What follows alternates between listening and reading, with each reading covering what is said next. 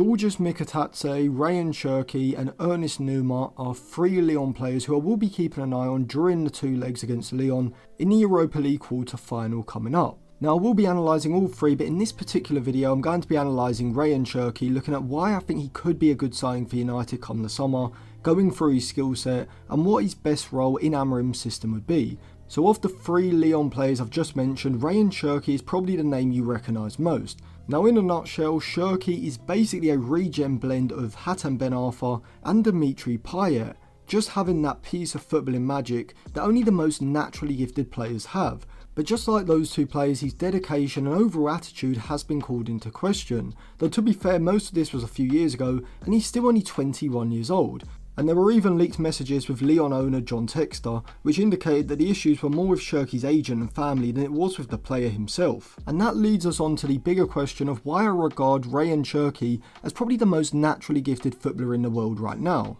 But before I break that down, a quick reminder, if you do want to check out any cheap, good quality football jerseys, go over to Dragon Jersey. They've got a variety of different current season and retro shirts, and depending on where you live, you can get 7 to 12 day delivery time as well as a 30-day money back guarantee. But if you do want to get in contact to check any of the details, they do have their WhatsApp and email on the site. Also, if you use code ATLANTIS at checkout, you will get a 10% discount. So I'll leave it linked in the description and in the comment section below. And if you do want to get your 10% discount, remember to use code ATLANTIS at checkout. So what does it take to be called the most naturally gifted footballer in the world? Well, for Rayan Cherki, the 21-year-old French phenomenon, the answer lies in his rare blend of artistry, vision and sheer technical brilliance. And we can see this from the eye test as well as the stats, which overwhelmingly support this claim, and I'll come on to the statistical analysis later on in the video. Now, Cherki's talent has never been in doubt. A 2-footed wizard with an uncanny ability to glide past defenders, someone who can thrive in the most congested of spaces. And to be frank, his dribbling is not just effective, it's mesmerising. Teams often find themselves forced to assign multiple markers to contain him,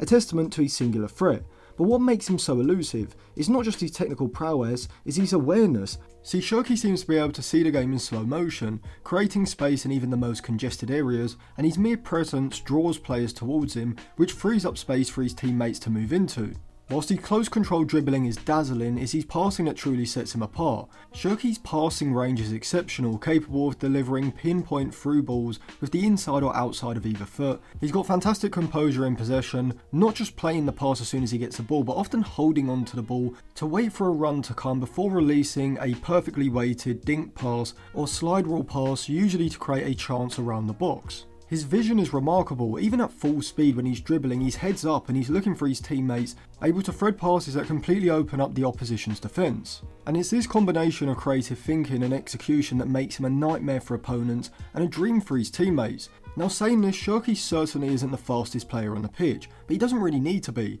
His physical strength alone allows him to hold off defenders and bounce away from challenges, whilst his close ball control keeps the ball glued to his foot, weaving in and out of challenges. But here's a twist. Cherki actually seems faster with the ball than he does without it. His quick footwork and sudden changes of direction leave defenders scrambling, almost creating an illusion of speed. It's a testament to his unique blend of strength, skill and intelligence, and statistically Cherki looks unbelievable. When compared against every other attacking midfielder and winger in Europe's top 5 leagues, over the past 365 days, Cherki ranks in the top 1% for his XG assisted, expected assists, progressive passes, passes into the penalty area and through balls, and that's just what he ranks in the top 1% for. He also ranks in the mid 90th percentiles for his short, medium and long passes completed, passes into the final third, switches, successful take-ons, percentage of successful take-ons he's completed, as well as his carries into the final third. Genuinely, if you showed me this FBref report and didn't tell me who the player was, but simply told me that he played in Ligue 1, I'd assume that you're showing me an FBref report from Messi or Neymar from a few seasons back.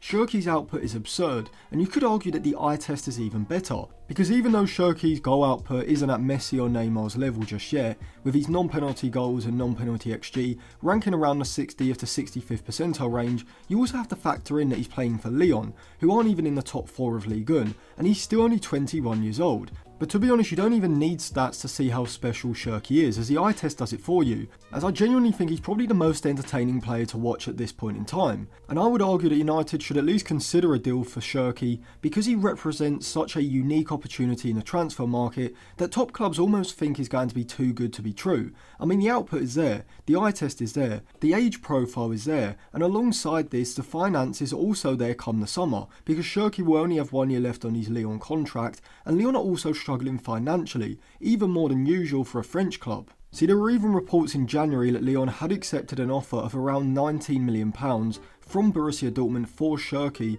but the deal didn't come about because the Dortmund head coach reportedly couldn't find a role for Cherki in his system. And so that means that come the summer, United could probably be able to get him for between 12 to 15 million pounds. And for that price, with the talent Cherki has, it's hard to suggest that United don't just take the risk. The question is, however, how would Cherki fit into Amorim's system from a tactical point of view? Now, I don't think he's a perfect stylistic fit, and Amorim would have to make some slight tactical adaptations, but they wouldn't be major, and I think it's probably worth it because Cherki would significantly improve United in multiple phases of play. One example would be in the build-up phase, where United are currently struggling to play out of pressure in the defensive third through the centre of the pitch, and if you watch United play, you'll see that the majority of the time they shy away from playing line-breaking passes through the centre of the pitch, between the lines of the opposition's defensive shape, and seem to prefer to funnel the ball out wide, which can be a valid build-up strategy, but the issue is, it does play into the hands of the opposition, as by forcing United wide to the wing-backs, the opposition can now squeeze up the pitch and across to that side,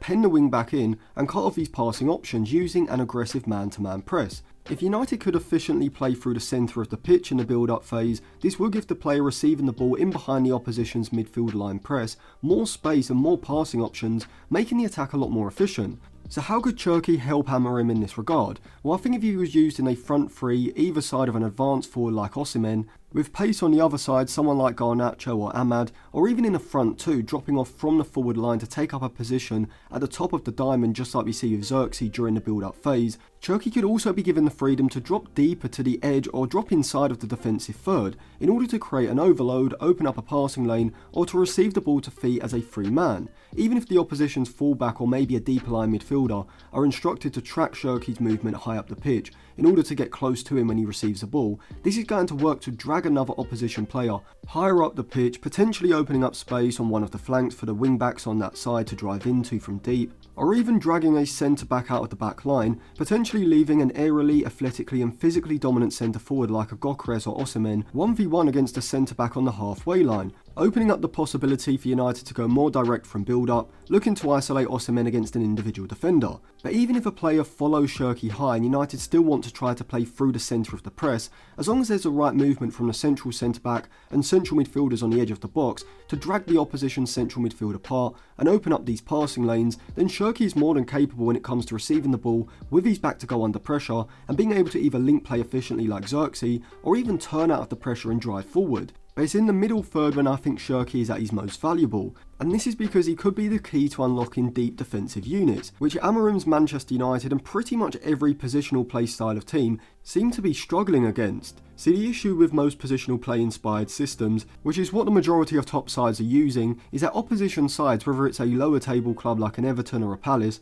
or even top sides like Arsenal and Newcastle, have realised that the optimal way of defending in the middle third is just to condense the space centrally between the lines by having the midfield line, particularly the wide midfielders on either side, sitting incredibly narrow in order to congest the centre of the pitch. Now, one solution would be to use a quick switch of play to isolate one of your players on the far side in a 1v1 against the opposition's fullback, but another way would be to have someone like Cherki, who is, no exaggeration, probably one of the best players in the world when it comes to receiving the ball in tight spaces, and either being able to link play or directly create a chance. I mean, his ability to receive possession in these type of zones, get the ball under control immediately, and almost slow down time to his own speed before picking the exact right pass, is genuinely something that you'd only see from players who have the quality of Neymar in previous generations. Cherki is that good, and so just by having Cherki in the squad, even if Amorim did want to start Cherki and have him drop into the top of the diamond, play him for 50 to 60 minutes and then bring on Cherki off the bench, United would now have someone who on his own can create a chance out of nothing or just change the game on his own,